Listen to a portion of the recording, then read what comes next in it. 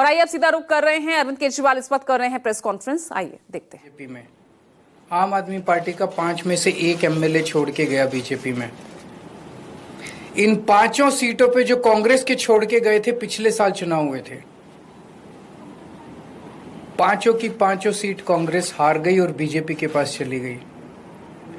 एक सीट पे जो बीजेपी ने हमारा एमएलए चोरी किया था, आज बीजेपी से हम वो सीट वापस छीन के ले आए हैं। इससे ये दिखाता है कि गुजरात के अंदर टक्कर सीधे बीजेपी और आम आदमी के पार्टी के बीच में है। अभी भी 2 सीटों पे चुनाव हुए, 1 सीट बीजेपी जीती है, 1 सीट आम आदमी पार्टी जीती है।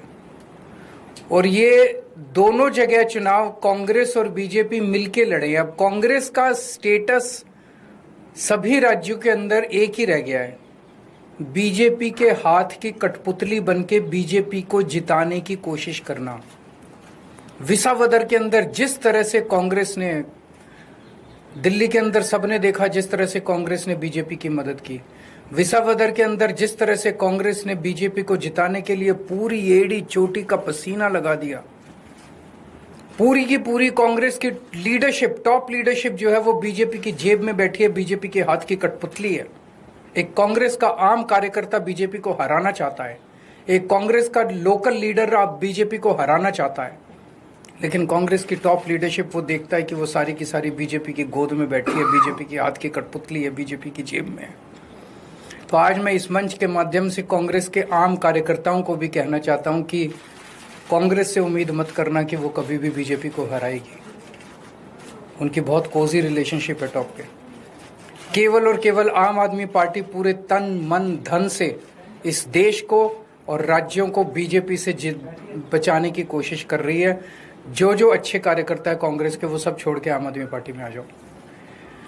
अगर आपका कोई 1-2 क्वेश्चंस हैं तो सवाल सीट खाली, क्योंकि आपकी लुधियाना वेस्ट से जो चुनाव लड़े वो राज्यसभा से गए थे, तो सवाल खड़े हो रहे थे, लंबे समय से चर्चा थी कि राज्यसभा से कौन जाएगा, आपके नाम की चर्चा चली। चुनाव में विपक्ष ने ये सवाल किया। राज्यसभा से कौन जाएगा ये पॉलिटिकल अफेयर्स कमेटी तय करेगी हमारी, लेकिन मैं नहीं जा रहा, केजरीवाल नहीं जा रहा। आपने तो मेरे को कई बार भेज दिया अभी तक। मैं राज्यसभा में नहीं जा रहा, लेकिन कौन जाएगा ये पॉलिटिकल अफेयर्स कमेटी तय करेगी। Thank you.